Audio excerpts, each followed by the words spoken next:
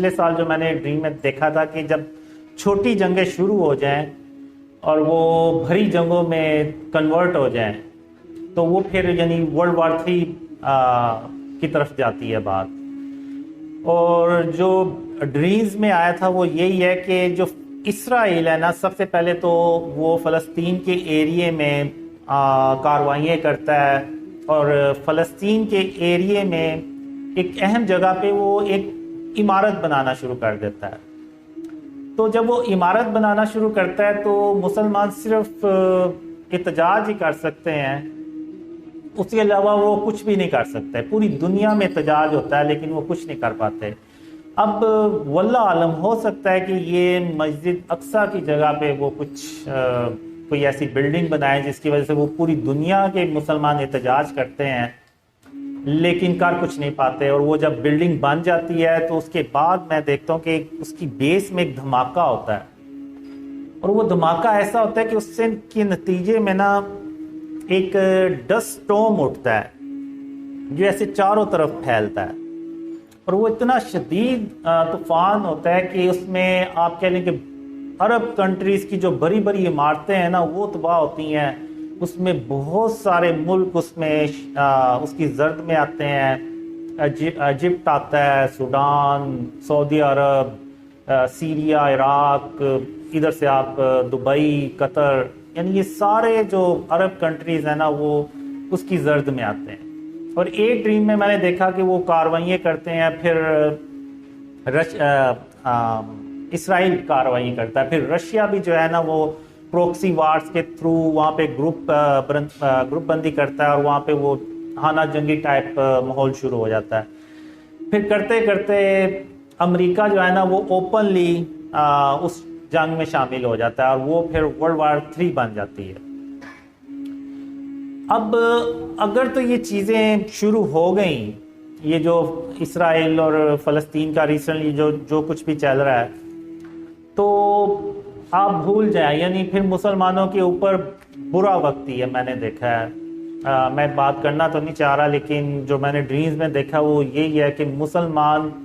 بہت زیادہ پستے ہیں، بہت زیادہ ان کو شکست بھی ہوتی ہے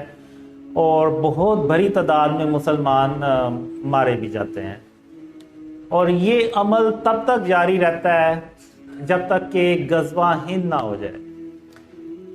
مڈل ایسٹ میں یہ سارا کچھ چل رہا ہوتا ہے لیکن پاکستان میں اللہ اپنی رحمت سے پاکستان کے لوگوں کو ڈریمز کا بتا بھی دیتا ہے اور ان کو پاکستانیوں کو سمجھ بھی آ جاتی ہے، اور وہ ہم اس ملک کو شرک اور اس کی اقسام سے پاک کرتے ہیں. جب ہم اس ملک کو شرک اور اس کی اقسام سے پاک کرتے ہیں تو اللہ کی جو رحمتیں اور برکتیں ہیں نا وہ اس ملک میں نازل ہونا شروع ہو جاتی ہیں اور ملک تیزی سے ترقی کرتا ہے. اور اس میں نے دیکھا ہے کہ اللہ پاکستان کو 3000 کالے رنگ کے ناقابل شکست جہاز بھی دیتا ہے، اور وہ جہاز وہ ہوتے ہیں جو جس کو دیکھ کے انڈیا کی اکیلے ہمت ہی نہیں پڑتی پاکستان پہ اٹیک کرنے کی. اور پاکستان اللہ کی مدد سے کشمیر بھی آزاد کرتا ہے. تو اب دوسری طرف مڈل ایسٹ میں جب وہ سب کچھ تباہ کر دیتے ہیں اور ادھر سے پاکستان ترقی کر رہا ہوتا ہے، تو آپ کو پتہ ہے کافی لوگوں سے تو یہ کبھی بھی ہضم نہیں ہوگا پاکستان ترقی کرے گا، اور خاص طور پہ انڈیا سے تو کبھی نہیں ہوتا. انڈیا جنگ کرنے کی کوشش کرتا ہے لیکن کالے رنگ کے جنگی جہازوں کی وجہ سے وہ کچھ کر نہیں پاتا. تو وہ پھر جو جنگ ہوتی ہے نا مڈل ایسٹ میں، اس کو پھر وہ پاکستان پہ لے کے آتے ہیں. اور یعنی چونکہ پاکستان ترقی بھی کر رہا ہوتا ہے تو وہ کافی لوگ کہتے ہیں کہ ہم پاکستان کو اگر ہم نے ادھر ہی روک لیا تو روک لیا، نہیں تو یہ کل کو ہمارے اوپر حکومت کرے گا. تو وہ اس نظریے سے بھی نہ سارے ہندوستان میں جمع ہوتے ہیں اور پاکستان اکیلا ایک طرف ہوتا ہے. اس میں یہ ہوتا ہے کہ وہ اللہ اپنی رحمت سے ڈریمز پھیلاتا بھی چلا جاتا ہے اور بہت سارے مسلمان یعنی اسلام کا جو آخری قلعہ ہے پاکستان، اور جہاں پہ غزوہ ہند لڑی جانی ہے اور جہاں سے خاتم النبیین محمد صلی اللہ علیہ وسلم کا جو سچا اسلام ہے وہ پھیلنا ہے، تو اس کے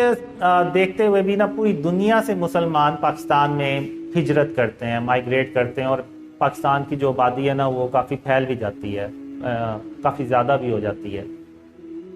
تو وہ سارے دشمن جب اکٹھے ہو جاتے ہیں تو یہ اگر میں کہوں کہ اس ایک طرف 100 ملک اکٹھے ہو گئے اور ایک طرف پاکستان اکیلا ہے تو یہ غلط نہیں ہوگا۔ پاکستان کو میں نے دیکھا ہے تقریباً چاروں طرف سے نا اٹیکس آتے ہیں، اور وہ بہت خطرناک قسم کی جنگ ہوتی ہے، اور اس جنگ میں مسلمانوں کا جیتنا بہت ضروری ہوتا ہے۔ جو میں نے ڈریمز میں دیکھا ہے کہ جیسے مسلمانوں کے لیے غزوہ بدر بہت اہم تھی، اس جنگ کو جیتنا بہت اہم تھا، اسی طرح غزوہ ہند کو جیتنا بھی بہت اہم ہے۔ تو اللہ کی مدد سے وہ پاکستان جنگ جیت جاتا ہے، اور پھر پاکستان مڈل ایسٹ میں جاتا ہے، اور وہاں پہ رشیا اور امریکہ جیسی سپر پاورز کو شکست دینے کے بعد پوری دنیا میں اکیلا اللہ کی مدد سے سپر پاور بن جاتا ہے، اور پھر پاکستان جو ہے وہ خاتم النبیین محمد صلی اللہ علیہ وسلم کا جب سچا اسلام پوری دنیا میں پھیلاتے ہیں تو وہ پوری دنیا امن سے بھر جاتی ہے، اور وہ امن جو ہے وہ تقریباً 7-8 سال چلتا ہے، اور پھر اس کے بعد قیامت کی بھری نشانیاں، یعنی دجال آتا ہے، پھر اس کے بعد یاجوج ماجوج نکلتے ہیں، اور پھر عیسیٰ علیہ السلام وہ بھی تشریف لاتے ہیں واپس۔